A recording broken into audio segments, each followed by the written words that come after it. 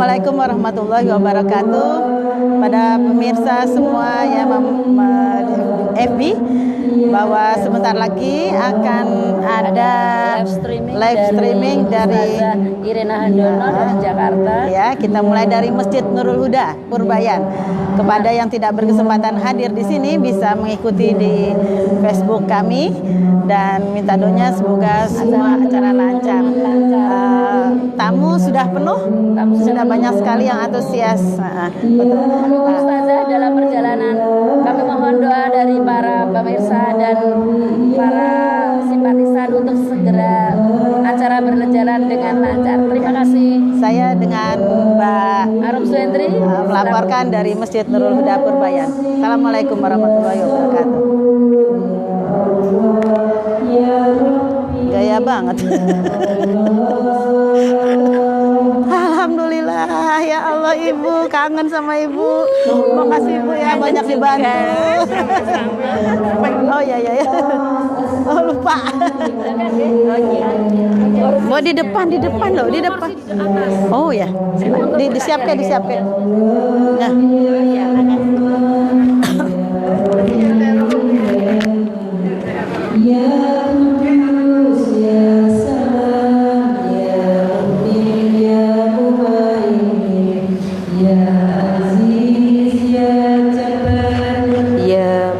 Kabir ya Khali ya Bari ya Musawwir ya Ghafar ya Qahhar ya Wahhab ya Razak ya Fatah ya Alim ya Qabid ya Basi ya Khafi ya Rafi ya Mu'iz ya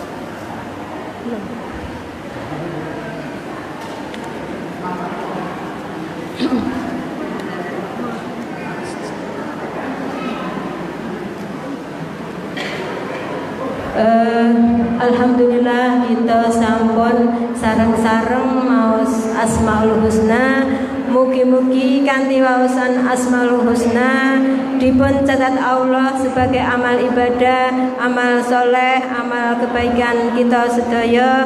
Mugi-mugi Allah Subhanahu wa taala tansah meridhoi kita. Amin ya rabbal alamin.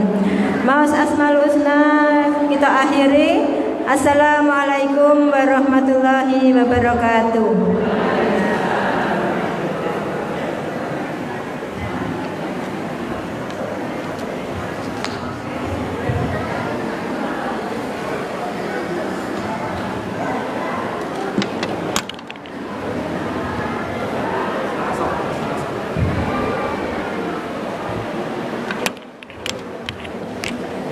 Kepada ibu-ibu mohon pengertiannya karena membludaknya pengunjung untuk bisa maju mepet-mepet ke depan. Terima kasih.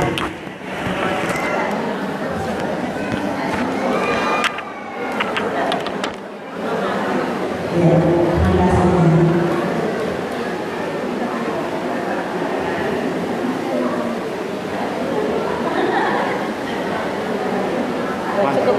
Baru memang. Baru nomor Mbak. Ya wis, terakhir.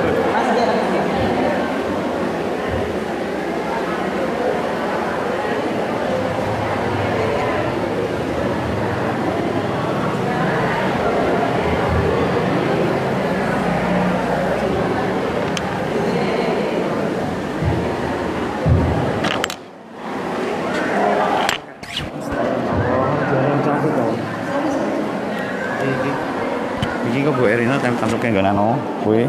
Terus iki kok kon tansuke nggon aja nganti Bandung ngene. Iki ditansuke sesuatu apa? Ya ampun. Tak cekel. Saya kita cekel ngene wae.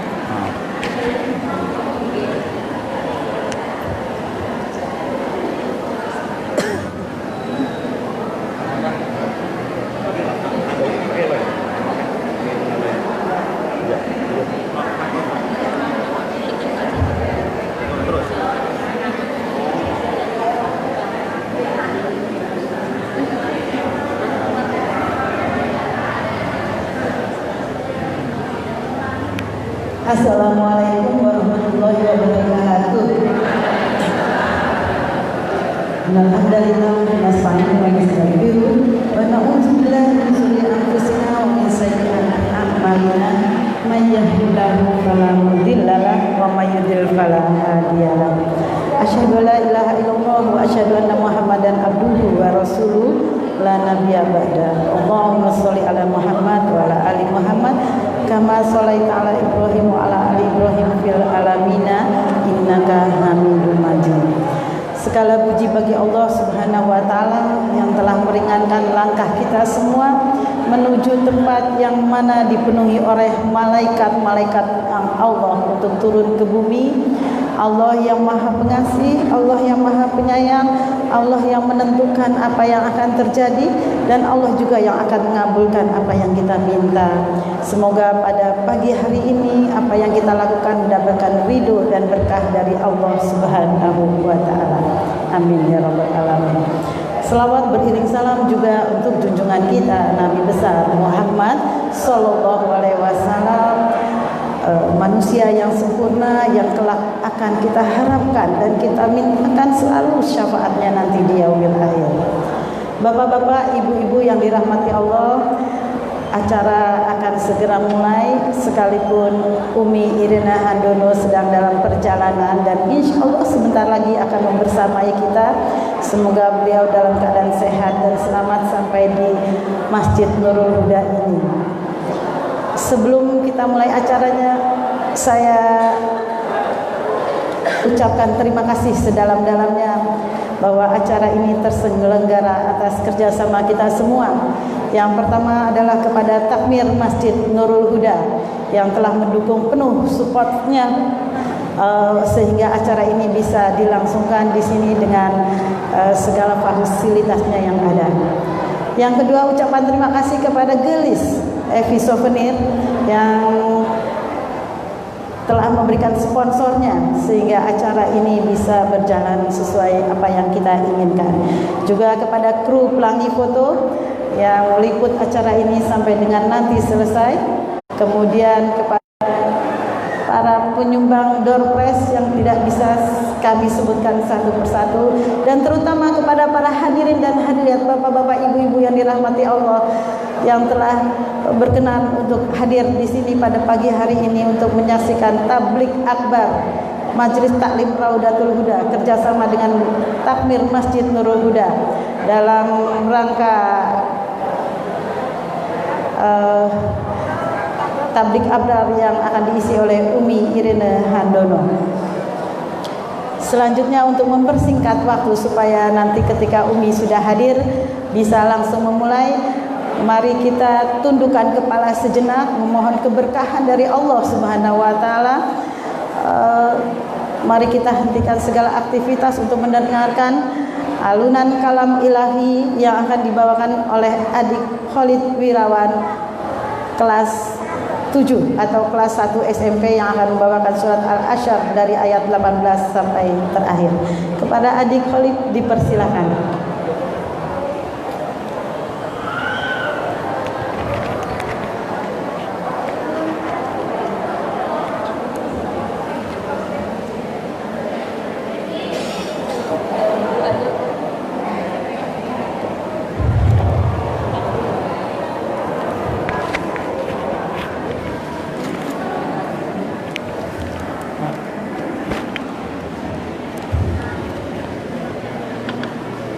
Cepat aja Bu, biar enak dipegang.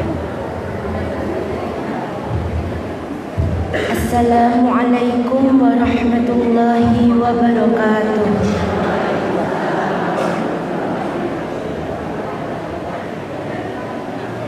A'udzu billahi minasy syaithanir rajim.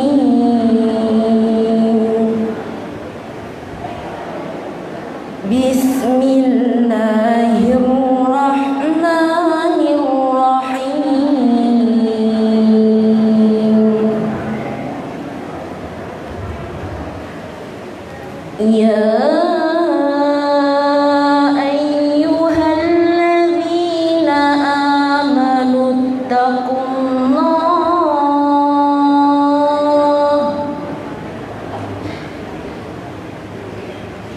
ittaqullaha wal tanzur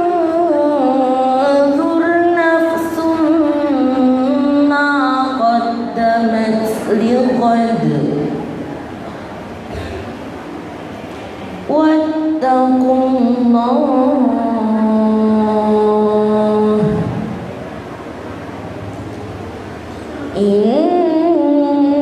innallaha khabirum bima ta'malun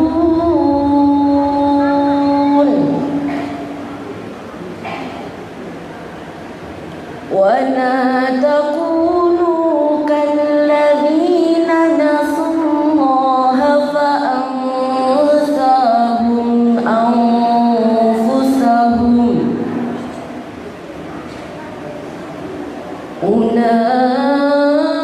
ulaika humul fasiqun.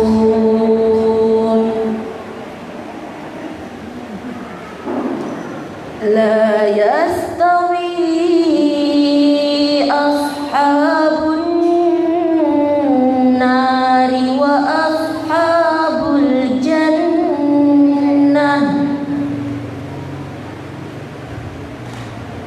Ashabul jannati humul faizun.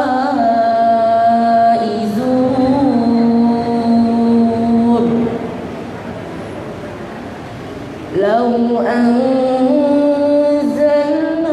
hadzal qur'ana ala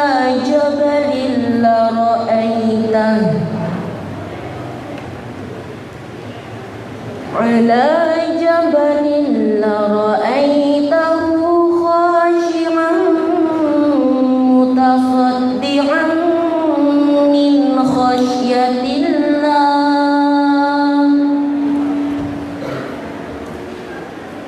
Wa tilkal amthalu nadribuha lin-nas تذكرون هو الله الذي لا إله إلا هو عالم الغيب والشهادة هو الرحمن الرحيم هو الله الذي لا إله إلا هو الملك القدوس السلام المؤمن المهيمن العزيز الجبار المتكبر سبحان الله عما يشركون هو الله الخالق البارئ المصور له الأسماء الحسنى يسبح له ما في السماوات والأرض وهو العزيز الحكيم صدق الله العظيم والسلام عليكم ورحمة الله وبركاته.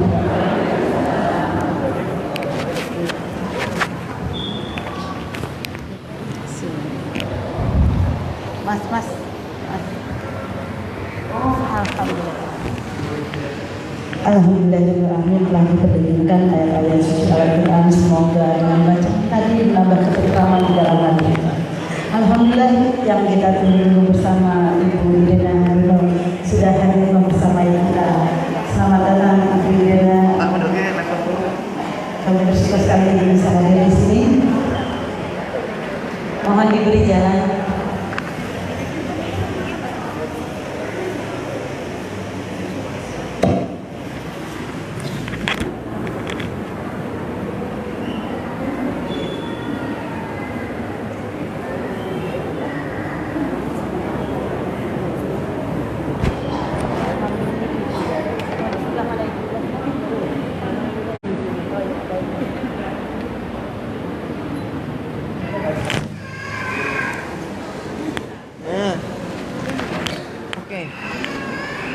Mohon maaf, ini kan live streaming boleh pakai ini ya? Boleh. Minta maaf. Pasangin ya. Iya, insya Allah. Dari dalam kan nih? Dari dalam, dari luar? Dari luar apa dalam? Dalam aja. Nah, Oh gitu. nih ya. Ini.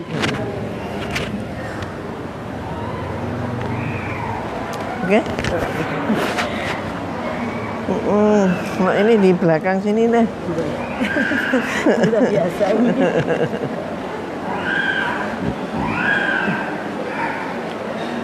Oke.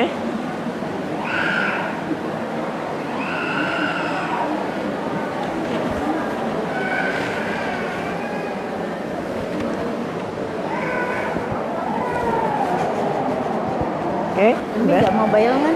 Nggak mobile. Dulu. Saya buka dulu. Sip.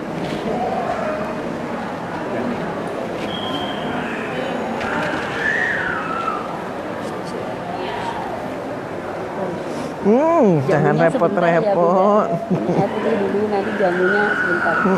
Udah kita siapin jamu biar. Udah cukup air putih. Ya. Ini minta mas segera ditunjuk. Semoga mudah injek dulu. Makasih. Gak apa-apa, udah. Gak apa-apa, bisa. Di belakang jauh. Hah? Ke belakang nanti nggak Ini lihat. belum Mbak Karin. Terus mau gimana? Sudah lah, dulu sedikit Pak ini. Oh, Sudah Pak? Ya sudah.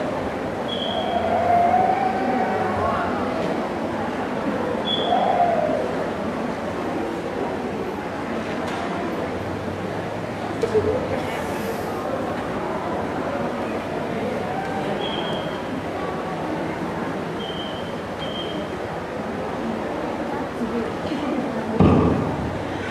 hadirin dan hadirat yang sudah hadir di depan kita bersama, insya Allah akan bersama kita sampai dengan nanti pukul 11 siang ini. Ibu Irina Handono adalah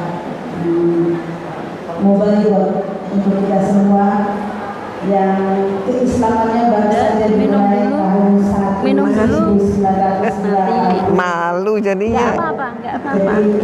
Kalau menentukan agama kita, orang yang baru masuk Islam itu berhitung dari mulai kapan dia bersyahadat.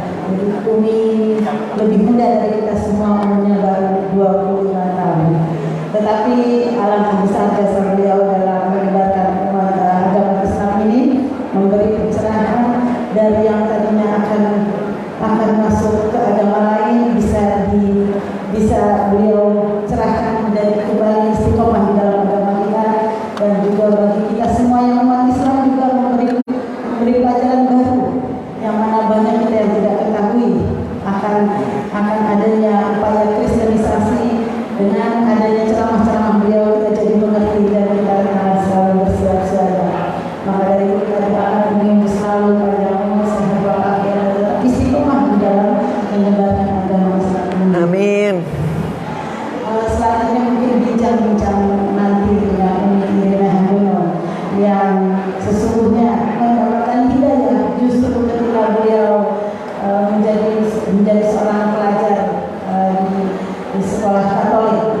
Malah saya baca biodatanya beliau mendapat hidayah di Biara.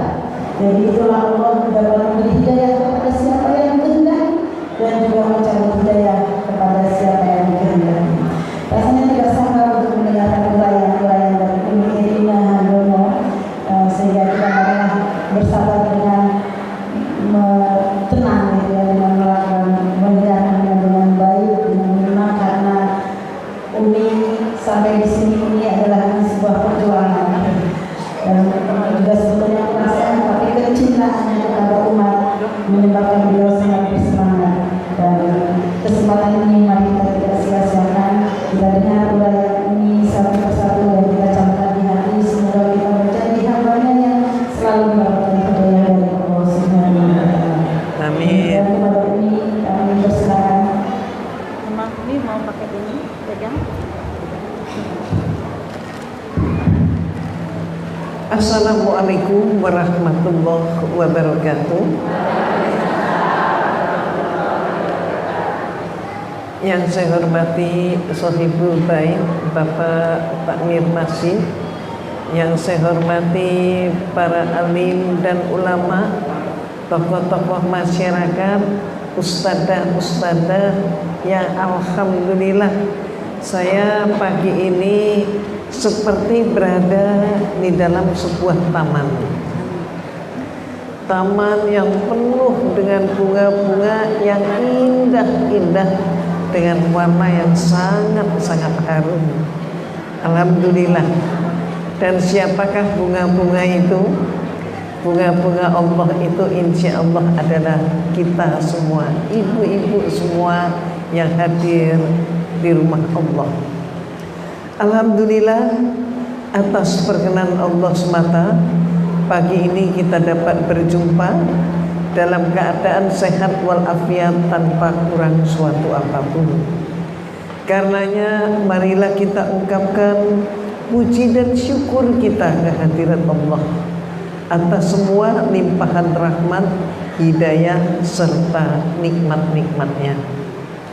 Alhamdulillah wa syukrulillah wala haula wala quwata illa billah.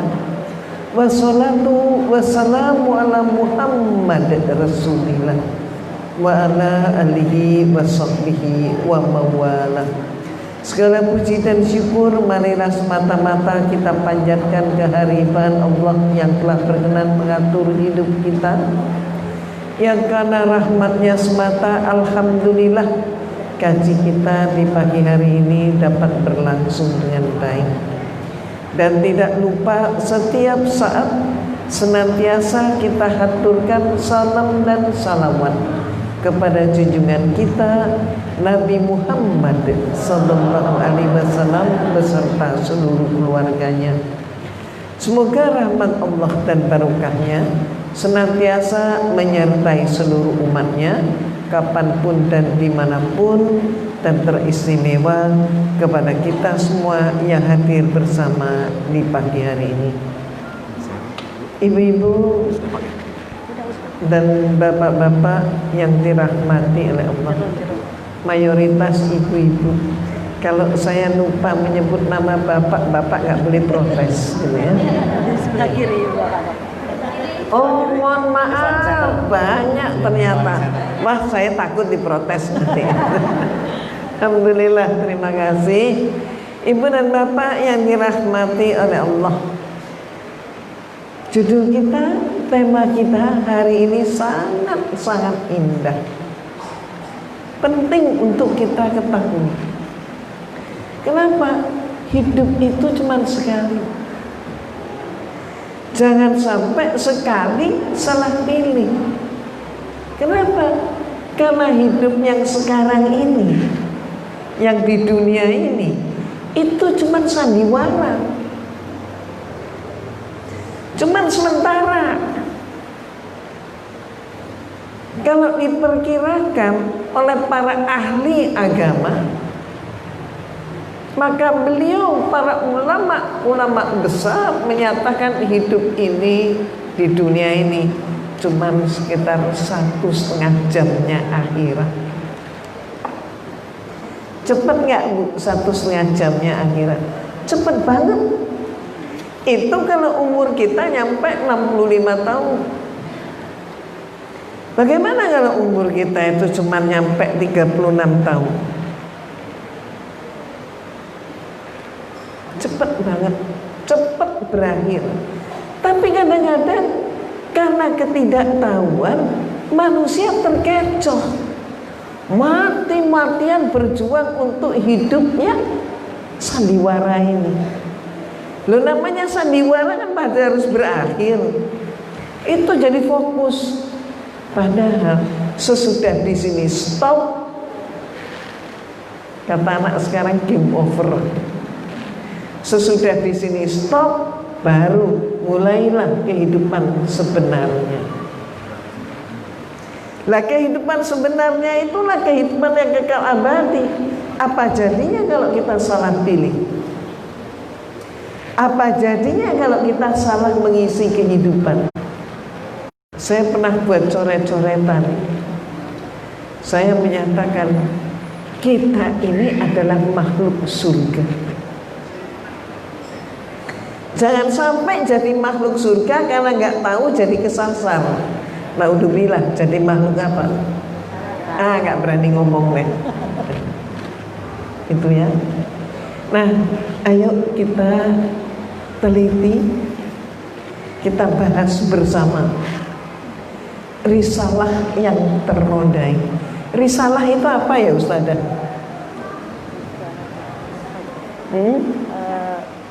Peraturan-peraturan, surat Ya, risalah. Boleh disebut etimologi surat. Boleh juga apa?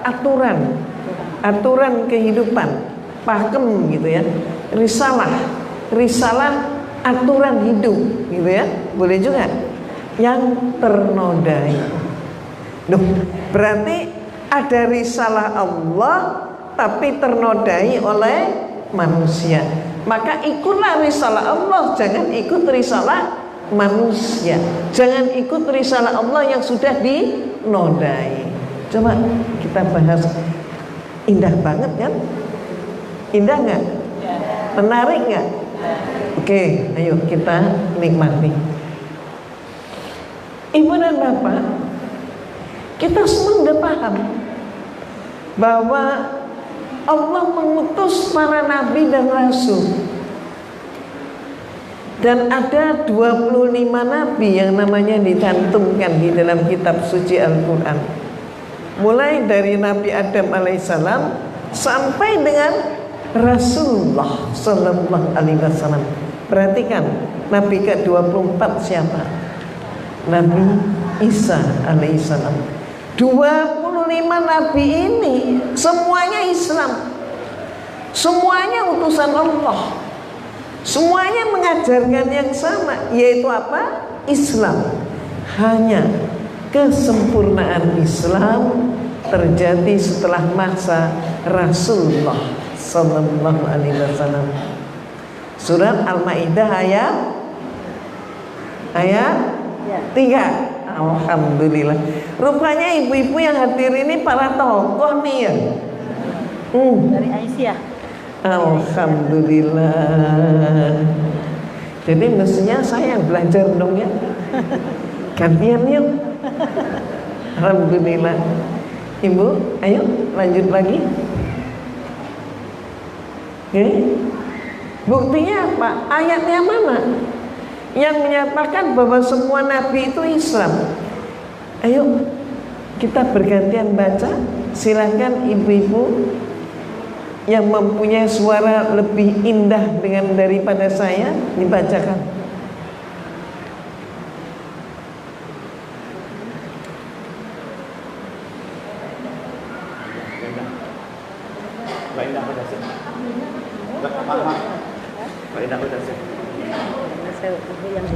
Nah, ganti mic.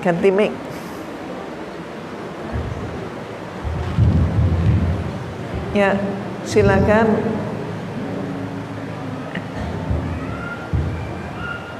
Jadi inilah kita, kalau di antara kita ada suara yang lebih bagus, maka kita harus serahkan kepada yang lebih bagus. Ayo silakan Ustaz. أعوذ بالله من الشيطان الرجيم بسم الله الرحمن الرحيم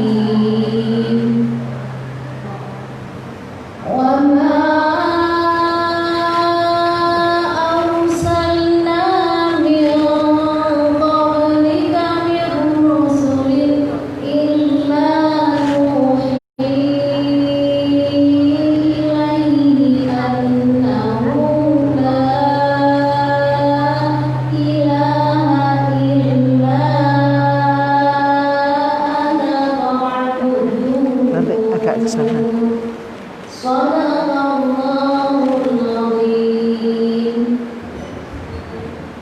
Ya, pinjem mic-nya lagi, tuker yang ini aja. Kabelnya sudah dikesanain, bisa ditarik. Nah, ditarik ke sana bisa. Nah, alhamdulillah ayat Allah surat Al-Anbiya ayat 25. Allah Subhanahu wa taala menyatakan bahwa Allah tidak mengutus seorang pun rasul sebelum Nabi Muhammad. Ingat, berarti Nabi Muhammad itu nabi akhir zaman. Jadi berarti apa? Seluruh nabi sebelum Rasulullah, mulai dari Nabi Isa dan naik sampai dengan urutan pertama yaitu Nabi Adam, semuanya itu Allah perintahkan menyampaikan bahwa tidak ada Tuhan yang lain yang wajib disembah kecuali hanya menyembah kepada Allah. Allah yang mana? Allah yang Esa, Allah yang Ahad, Allah yang tidak mempunyai keturunan, tidak punya silsilah, nggak punya leluhur, karena Allah itu bukan makhluk. Tidak ada yang sama dengan dia. Allah itulah tempat bergantung semua makhluk. Nah, semua nabi menyampaikan risalah ini. Next. Bahkan silahkan lanjut lagi Ustazah, surat Al-Maidah ayat 13.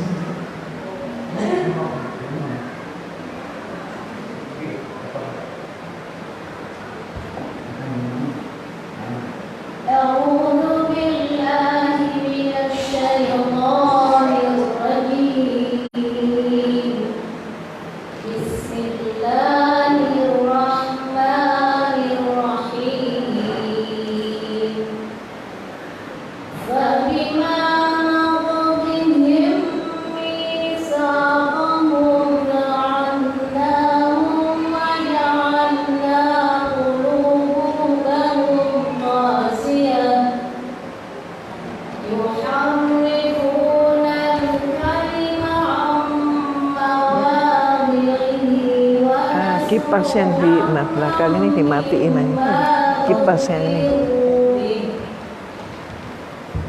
ولا تزال تطلع على خائنة منهم إلا قليلا منهم فاعف عنهم واصفح إن الله يحب المحسنين صدق الله العظيم. Alhamdulillah suaranya demikian menyejukkan. Surat Al-Maidah ayat 13, Allah Subhanahu wa taala berfirman, tetapi mereka itu melanggar janjinya. Siapa? Ya umat-umatnya Nabi terdahulu itu. Nabi terdahulu itu, kecuali Nabi Ismail alaihissalam, Nabi Ibrahim, Nabi Ismail, kemudian Nabi Muhammad sallallahu alaihi wasallam, semua nabi-nabi itu dari kalangan Bani Israil. Mereka itu melanggar janjinya. Janji apa yang dilanggar? Janji untuk menyampaikan risalah la ilaha illallah, itu yang dilanggar. Bahkan Allah Subhanahu wa taala mengatakan pelanggarannya seperti apa? Pelanggarannya adalah mereka suka merubah perkataan Allah dari tempat-tempatnya. Apa artinya? Mereka suka merubah ayat-ayat Allah.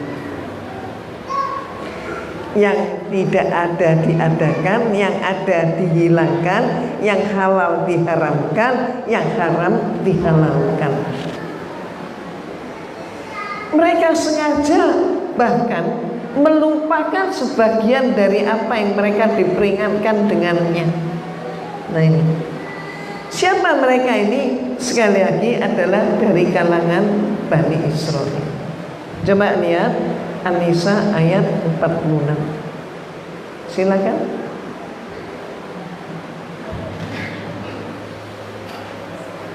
A'udzu billahi minasy syaithanir rajim.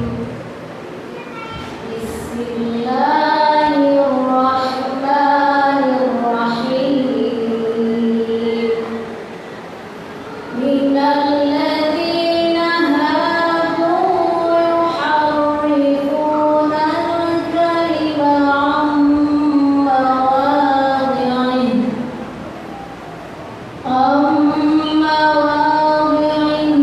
wa yaquluna sami'na wa asayna wasma' ghayra musma'in wa ra'ina وعصينا واسمع غير مسمع وراعنا ليا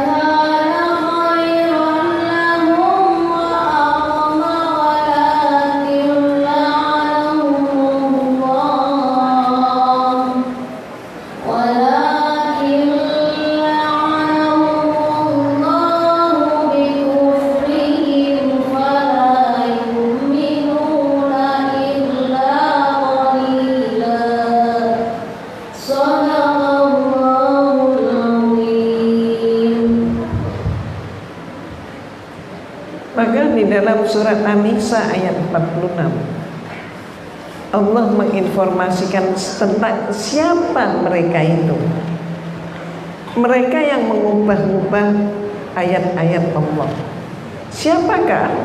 Maka Allah menjawabnya, yaitu orang-orang Yahudi.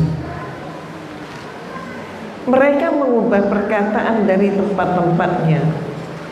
Mereka berkata, kami mendengar, tetapi kami tidak mau menurutinya.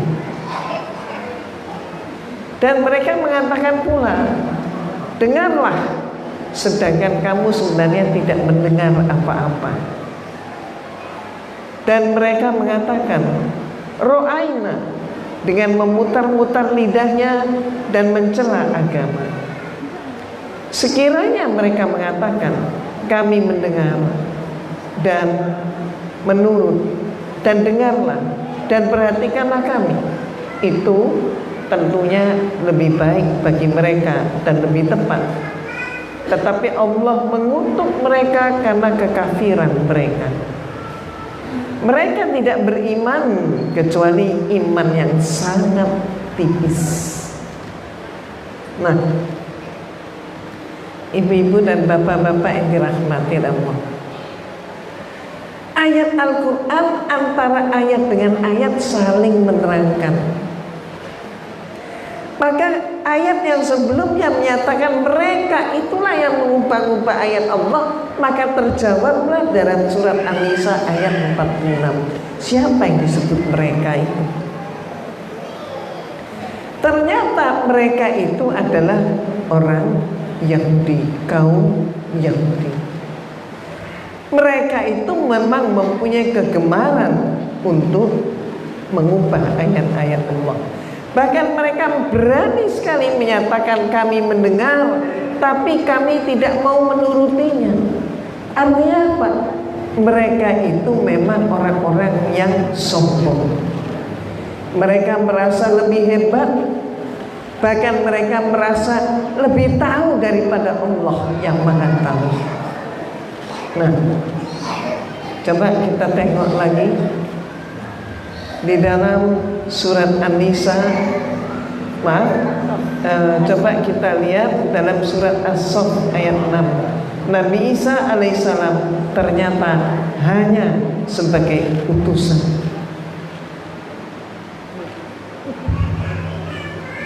أعوذ بالله من الشيطان الرجيم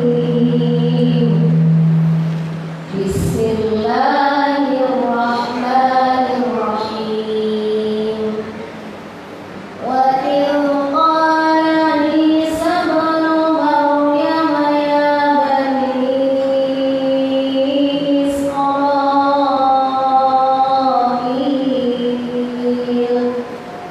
يا بني إسرائيل إني رسول الله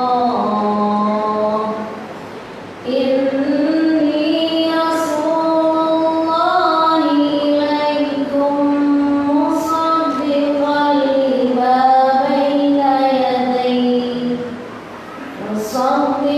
لما بين يدي من التوراة ومبشرا برسول يأتي من بعد اسمه أحمد صدق الله العظيم. Maka di dalam surat As-Saff Allah Subhanahu wa taala menjelaskan kepada kita bahwa Nabi Isa alaihissalam pun tidak pernah mau dipertuhankan. Mereka mengubah-ubah ayat Allah. Nabi Isa adalah utusan, tapi kemudian mereka pertuhankan Nabi Isa. Kapan penuhanan terhadap Nabi Isa alaihissalam? Tahun 325 Masehi. Tapi Allah Subhanahu wa taala sudah menyampaikan bahwa akan terjadi peristiwa itu. sudah menyampaikan kepada kita bagaimana akhlak daripada Bani Israel sejak diturunkannya kitab suci Al-Quran.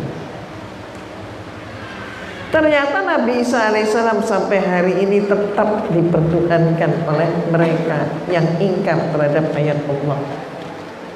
Coba, apa ucapan Nabi Isa? Nabi Isa alaihissalam berkata, "Hai Bani Israel, sesungguhnya aku adalah utusan Allah kepadamu." Nah ini, aku utusan Allah kepadamu. Berarti ada dua hal. Nah, pertama, Nabi Isa alaihissalam menyatakan dia bukan Tuhan, dia utusan. Utusan Allah kepada siapa? Ini diutus kepada siapa? Diutus kepada kamu. Diutus kepadamu. Kepadamu maksudnya mu ini siapa? Diutus kepada Bani Israel, bukan diutus kepada umat manusia sedunia. Jadi Allah mengutus Nabi Isa sekali lagi sebagai utusan, bukan Tuhan. Dan diutusnya kepada siapa? Bani Israel, bukan diutus menjadi nabi sedunia. Nah, coba pilah lagi. Nabi mulai dari nabi yang pertama sampai dengan nabi yang ke-24 adalah diutus untuk kaumnya. Baru nabi yang ke-25 itulah untuk seluruh alam semesta. Maka ajarannya adalah rahmatan lil alamin. Ini mereka sampai hari ini gak terima. Sampai hari ini mereka masih tetap pada keingkaran mereka. Nabi Isa menolak sebagai Tuhan, gak mau dipertuhankan, mereka pertuhankan. Bukan itu saja, malah mereka ini menyatakan Nabi Isa yang oleh Allah diutus untuk Bani Israel dijadikan apa? Dijadikan diutus untuk dunia. Dengan cara apa? Mohon maaf, memasukkan dalam agama yang mereka buat. Nah ini, jadi mereka gak pernah ikhlas. Allah menyampaikan hal ini, informasi ini kepada kita supaya kata apa? Kita waspada. Karena Allah Subhanahu wa taala pun sudah banyak memberi peringatan, sampai Rasulullah sallallahu alaihi wasallam pun memberi peringatan kepada kita. Ada hadis Rasulullah yang menyampaikan nanti yang menyatakan nanti akhir zaman umatku itu berpegang pada Islam ibaratnya sebagai menggenggam bara api. Ibu, kalau kita ini ya megang gelas ini panas nih, misalnya ibaratnya ini gelasnya sejuk dingin, dipegang, panas, dilepasnya. Kalau orang nggak kuat dilepas itu. Jadi ternyata apa, di masyarakat kita banyak orang melepas Islam. Kenapa? Karena menerima fitnah tadi. Fitnah dianggap sebagai kebenaran. Kebenaran dicampakkan. Lah ini. Oke, yuk. Nabi Isa alaihissalam menyatakan, hai Bani Israel, sesungguhnya. Kenapa kok gak dibilang Zabur? Iya, Zabur pun sama dengan Taurat.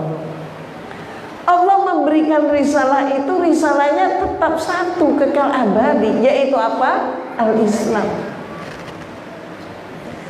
Jadi setelah Nabi Musa dikhianati, mohon maaf, apa pengkhianatan yang dialami oleh Nabi Isa oleh kaumnya?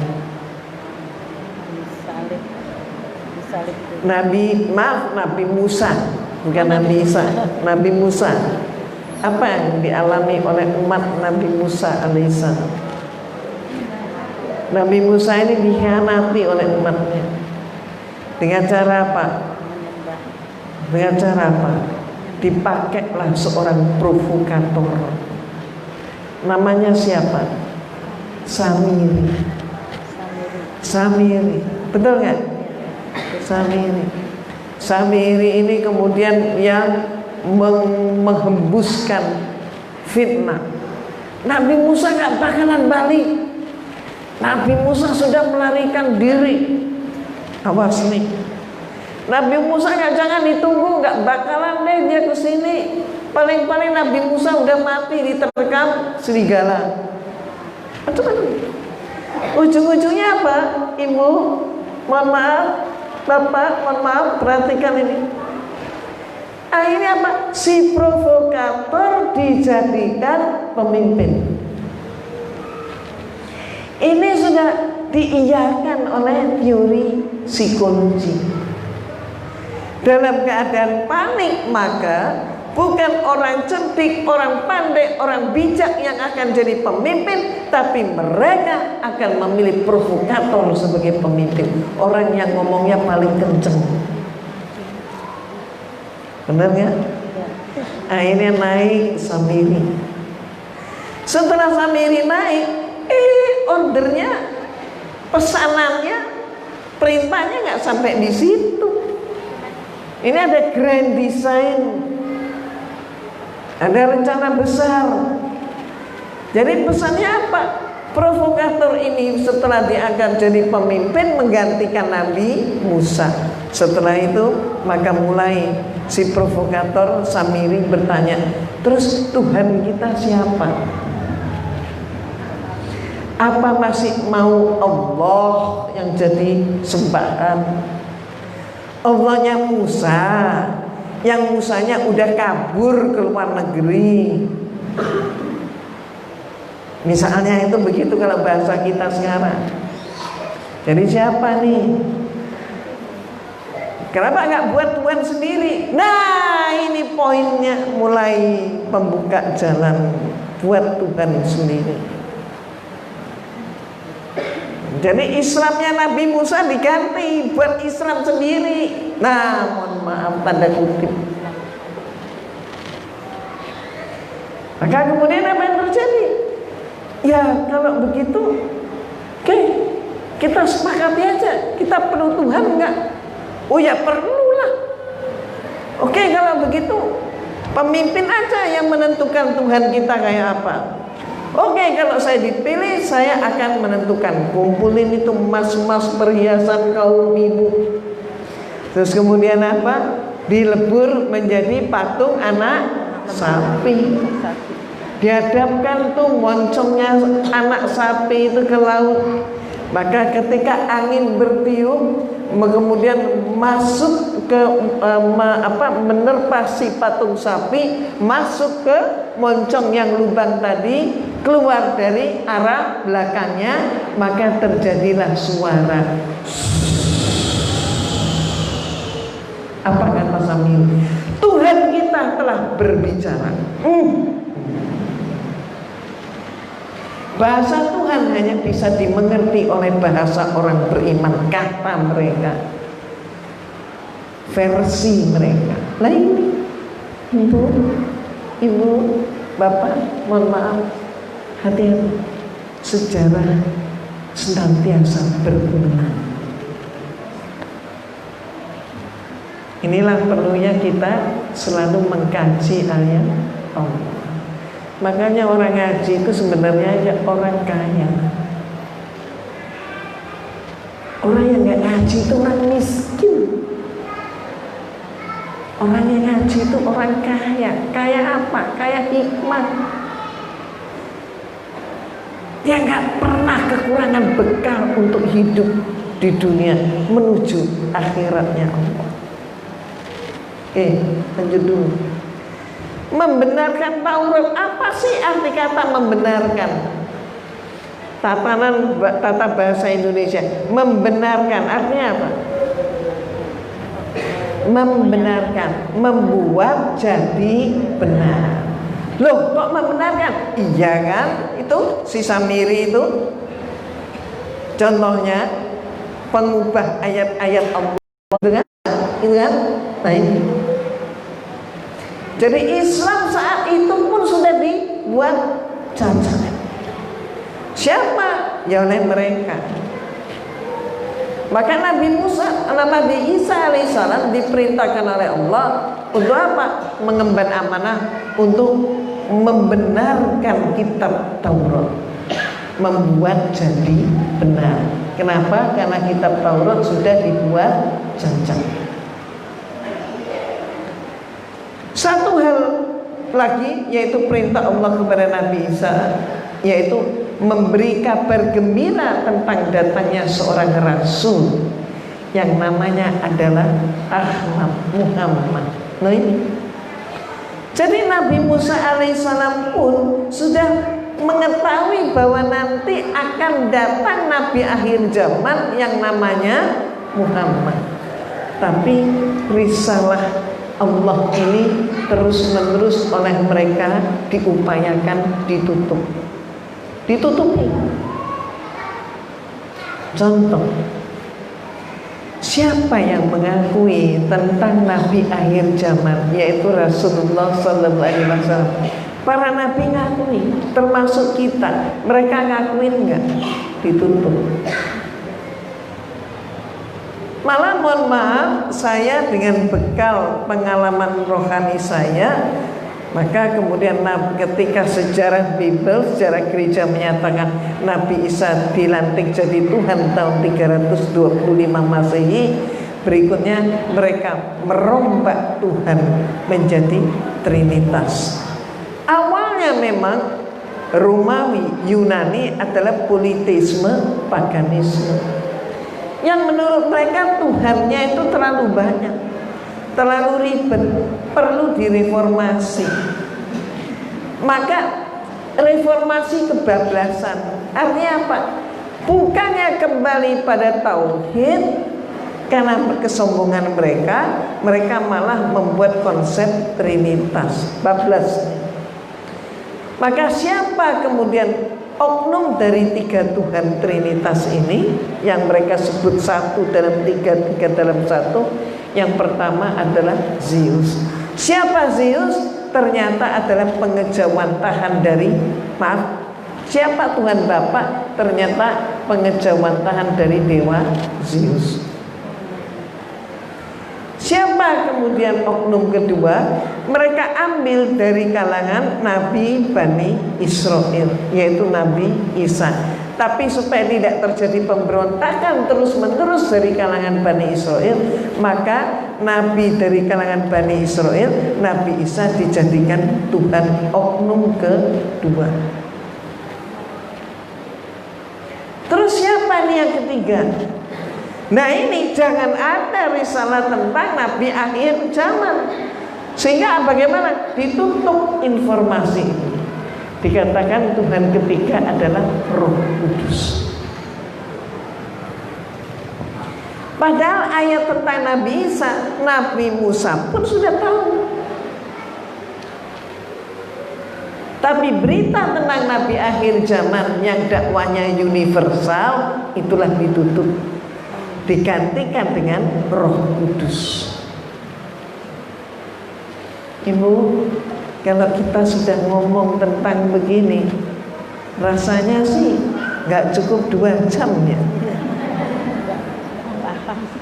Ayo kita lanjutkan nanti. Kalau memang waktu kita nggak cukup, kita tetap fokus pada tema. Tapi ibu-ibu, bapak-bapak tentu mempunyai banyak pertanyaan. Insya Allah akan terjawab kalau ibu bapak baca buku saya. Ada 4 judul buku. Itu penting banget untuk menambah modal dakwah kita. Karena yang kita hadapi kan mereka. Betul ya? Oke, lanjut. Nah, sesekali saya ajak ibu dan bapak buka kitab mereka. Kita lihat nih. Silakan dibantu baca. Apa ibu yang bantu baca? Oke? Silakan. Matius pasal 10 ayat 5 sampai 6. Langsung isinya aja. Baca aja. Hadis ayat Nggak usah ditiruin saya, langsung isinya aja. ke-12, murid itu diutus oleh Yesus dan dia berpesan kepada mereka, janganlah kamu menyimpang ke jalan bangsa lain atau masuk ke dalam kota orang Samaria, melainkan pergilah kepada domba-domba yang hilang dari umat Israel. Jadi kita ini tidak mengingkari, kita menyatakan dengan lugas tegas sesuai dengan firman Allah. Allah telah menurunkan beberapa kitab kepada umat terdahulu. 1 kitab Taurat, 2 kitab Zabur, 3 kitab Injil, 4 kitab suci Al-Quran. Nah terus di dalam kitab Injil Allah berfirman bahwa Nabi Isa adalah utusan. Tapi di dalam kitab mereka banyak sekali ayat-ayat Allah yang ditabrak. Ini adalah contoh di mana ayat-ayat ini masih sesuai dengan tuntunan kita. Tidak tabrakan. Berapa jumlahnya ayat seperti ini? Kurang lebih hanya sekitar 14% di dalam kitab mereka sekarang. Hanya 14%. Contohnya apa ini? Jadi menurut ayat ini Nabi Isa alaihissalam itu berpesan, jangan kamu menyimpang ke dalam kota atau jalan bangsa lain. Bahkan masuk ke dalam kota orang Samaria nggak boleh. Yang boleh hanya dakwah di kalangan domba yang hilang dari umat Israel. Jadi Nabi Isa menyatakan dakwahnya adalah untuk Bani Israel. Berikutnya Matius pasal 15 ayat 24. Jawab Yesus, aku diutus hanya kepada domba-domba yang hilang dari umat Israel. Nah, berarti ayat ini menguatkan ayat sebelumnya. Diutus hanya untuk domba yang hilang di kalangan Bani Israel. Berikutnya lagi Matius pasal 2 ayat 6. Dan engkau Bethlehem, tanah Yehuda, engkau sekali-kali bukanlah yang terkecil di antara mereka yang memerintah Yehuda, karena daripada mulah akan bangkit seorang pemimpin yang akan menggembalakan umatku Israel. Ini Nabi Isa menyatakan umatku adalah Bani Israel. Nah terus ngapain kemudian dakwah sampai ke Indonesia, sampai ke Amerika, sampai ke Australia, sampai ke negara-negara yang lain. Padahal tugasnya dakwah untuk Bani Israel. Bahkan target mereka sekarang mengkristenkan seluruh dunia. Dengan cara apa? Membaptis. Padahal Nabi Isa tidak pernah membaptis. Nabi Isa tidak pernah mendirikan gereja. Nah Ibu, ini modal kalau kita, mohon maaf, menghadapi program mereka, termasuk program pacarisasi. Maksudnya, jadi kita harus mampu membentengi diri kita dan keluarga kita. Oke, berikut.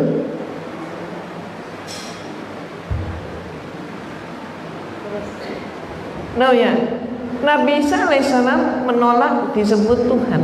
Coba kita buktikan. Matius pasal 7 ayat 21. Bukan setiap orang yang berseru kepadaku, Tuhan, Tuhan, akan masuk ke dalam kerajaan surga, melainkan dia yang melakukan kehendak Bapakku yang di surga. Nah Ibu tolong disederhanakan kalimatnya. Ibu dan Bapak pakai bahasa sehari-hari. Jadi ini Nabi Isa menyatakan, bukan orang yang menyebut aku Tuhan yang akan masuk surga. Kan? Lah kalau begitu orang yang menyebut dia Tuhan masuk mana? Yang neraka. Jadi ini ayatnya Nabi Isa menyatakan bukan orang yang menyebut aku Tuhan yang masuk surga. Nah kalau gitu yang yang menyebut dia Tuhan masuk mana? Kalau nggak masuk surga, neraka. Awas, hati-hati. Berikutnya lagi Matius pasal 10 ayat 18. Jawab Yesus, mengapa kau katakan aku baik? Tak seorang pun yang baik selain daripada Allah saja. Nah, jadi ketika Nabi Isa mengajar, dia sebagai seorang guru, kalau bahasa kita ustaz, ngajar disebut engkau guru. Nabi Isa diterima, engkau guru yang baik. Ningkat lagi, engkau guru terbaik. Loh, ningkat lagi, engkau yang maha baik. Mengapa kau katakan aku baik? Nih, tidak ada seorang pun yang baik selain Allah. Jadi apa? Nabi Isa nggak mau dijadikan Tuhan. Yang maha baik itu hanya Allah. Dan terus mohon maaf, ini ayat ini ada di mana? Di kitab mereka semua. Nah terus mereka kok nggak ngerti? Iya karena mereka banyak yang nggak baca. Lo bagaimana nggak baca? Tiap minggu kan ke gereja bawa kitab. Iya, itu kan untuk cakep-cakepan, keren-kerenan. Kenapa saya katakan begini? Ibu dan bapak yang punya budaya khataman Quran hanya umat Islam. Bahkan umat Islam itu banyak yang hafiz Quran. Tapi mereka itu kan khatam Bible. Tidak ada orang Kristen khatam Bible sedunia ini. Kenapa? Bible memang nggak bisa dihatamkan. Apa sebabnya nggak bisa dihatamkan? Masa nggak bisa? Betul nggak bisa dihatamkan. Kenapa? Karena Bible itu penuh dengan revisi. Jadi direvisi, nanti dianggap nggak cocok, direvisi lagi, dianggap nggak cocok lagi, direvisi lagi, terus. Belum lagi penuh kontradiksi. Contohnya apa? Mohon maaf, masalah babi. Babi itu Bible cetakan yang dulu, yang lama menyatakan babi haram. Ya memang haram, semua nabi mengharamkan babi. Tapi kemudian kok sekarang ini banyak jual apa B2 ya? Betul. Banyak kan orang makan B2. Terus kenapa kok mereka makan B2? Iya, coba lihat Bible-nya yang sekarang. Babi hutan itu haram. Berarti babi kota, babi ternak halal. Nah ini diubah ayatnya dengan cara dimasukkan kata hutan. Maka yang diternak di kota halal. Nah ini prinsip kita menyatakan Allah Subhanahu wa ta'ala pencipta langit dan bumi. Allah lah yang menyelenggarakan, Allah lah yang maha tahu, Allah lah yang maha benar. Maka kitab suci Al-Quran itu sifatnya kekal abadi. Kitab suci Al-Quran adalah firman Allah yang maha benar. Maka Allah gak pernah salah dalam berfirman. Maka kitabnya gak perlu disempurnakan. Kenapa? Karena sudah sempurna itu kitab. Tapi prinsip daripada yang disono menyatakan bahwa kitab suci disesuaikan menurut zamannya. Nah, orang Islam menyatakan Al-Quran itulah sumber hukum. Manusia boleh berubah, zaman boleh berubah, negara boleh berubah, dunia boleh berubah, Al-Quran tetap. Tapi mereka menyatakan kitab suci Tuhan menyesuaikan diri menurut perkembangan zaman manusia. Halo Ibu, paham kagak? Paham? Oke. Kesimpulan yang benar yang mana? Yang benar yang mana? Yang benar adalah Al-Quran, mutlak benar. Oke. bukan pakai perasaan ya, tapi pakai pikiran dan hati. Oke, next. Nabi Isa, saya tadi sebut Nabi Isa itu tidak pernah mendirikan gereja. Nabi Isa tidak pernah membaptis. Nah terus kalau Nabi Isa tidak pernah mendirikan gereja, lah terus yang menciptakan Kristen itu siapa? Benar nggak? Ternyata ini yang banyak nggak ngerti. Penciptanya Kristen itu adalah Paulus. Makanya Ibu, mohon maaf, buku saya hanya ada di sini. Kalau saya berdakwah saya bawa, dan buku saya tidak bakal ada di Gramedia. Jadi kalau mau nambah ilmu tentang hal ini, ya di sini tempatnya. Jangan cari kalau saya sudah nggak ada. Karena sekali lagi nggak bakal ada di Gramedia. Yuk tambahkan ilmu. Yuk kita lihat.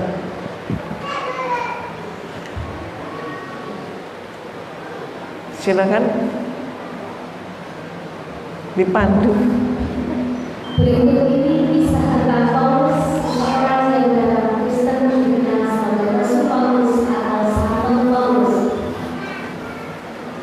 Berawal dari sangat membenci Yesus, kemudian secara tiba-tiba berubah 180 derajat menjadi sang pembela Yesus, menyebarkan agama baru yang dibawanya hingga ke jantung Roma. Semua itu dilakukan dengan mengatasnamakan Yesus.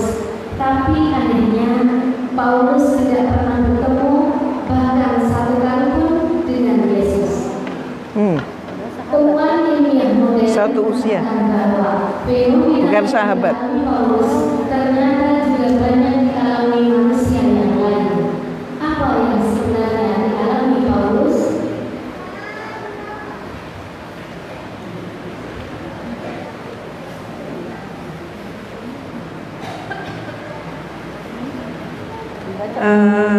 Bukan ada suaranya sepertinya naik.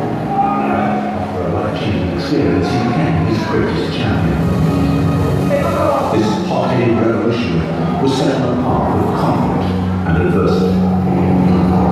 And now we can reveal new scientific evidence that has shed light on the state of mind of the man known as Saint Paul. We'll investigate the life of one of Christianity's most brilliant tacticians.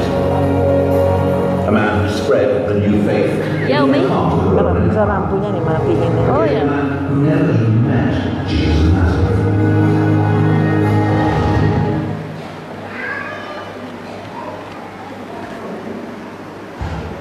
Rahim-rahim Yahudi sangat membenci ajaran yang dibawa oleh Yesus. Cara apapun mereka Lampunya dimatiin biar lebih terang. Cari yang gelap.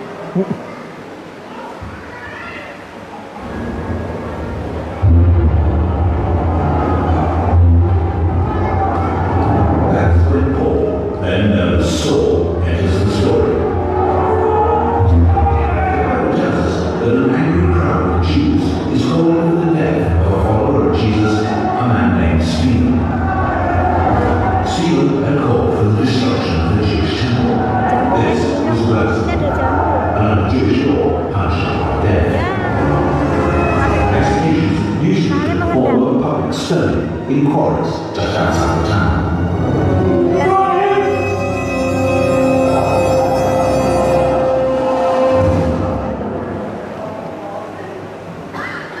Stephen was a zealous Jew called Saul. He was committed to wiping out this dangerous Christian sect before it did any damage.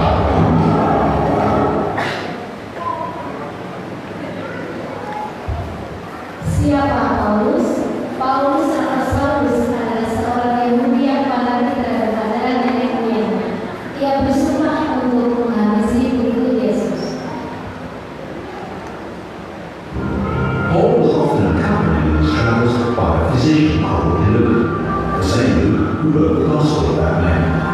But Luke also made a record of Paul's mission in a book called The Acts of the Apostles.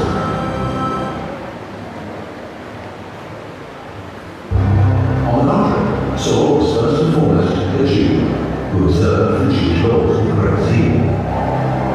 So much so that the Jewish authorities hired him as a hitman.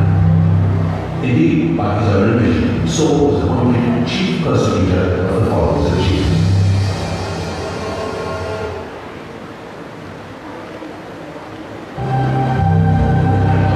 It was Saul's job as chief persecutor to hunt these Christians down.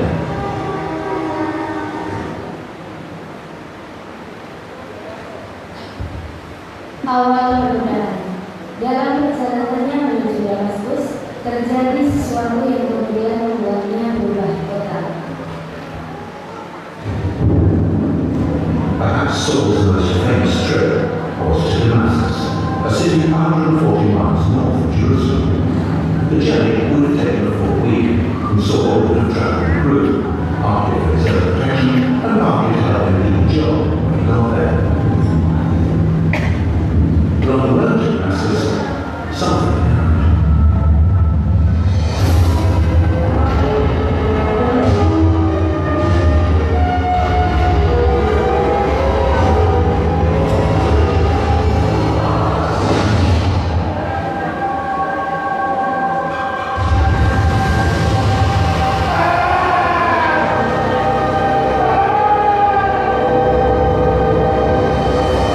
In his letters, Paul says that he heard a voice ask, Saul, Saul, why are you persecuting me?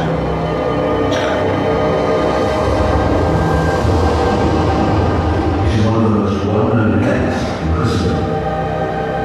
So what exactly happened? Kisah Para Rasul pasal 9 ayat 3 sampai 5. Dalam perjalanannya ke Damsyik, ketika ia sudah dekat kota itu, tiba-tiba cahaya memancar dari langit mengelilingi dia. Ia rebah ke tanah dan kedengaranlah olehnya suatu suara yang berkata kepadanya, Saulus, Saulus, mengapakah engkau menganiaya aku? Jawab Saulus, siapakah engkau Tuhan? Katanya, akulah Yesus yang kau aniaya itu. Ya, siapa saksi yang mendengar dan melihat ini? Tidak ada. Artinya, ini klaim sepihak Paulus. Bagaimana kalau kita melihat tentang derajat sebuah hadis? Tidak ada saksi, melihat ataupun mendengar, hanya katanya. Bisakah hadis itu dijadikan rujukan hukum? Maka hadis itu mempunyai derajat.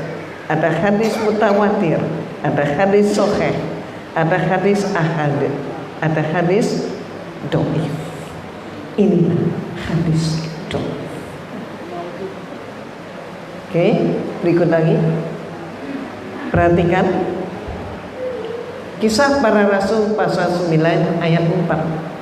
Ia rebah ke tanah dan kedengaranlah olehnya suatu suara yang berkata kepadanya, Saulus, Saulus, mengapakah engkau menganiaya aku? Nah, ini yang tadi sudah kita baca, saya angkat lagi.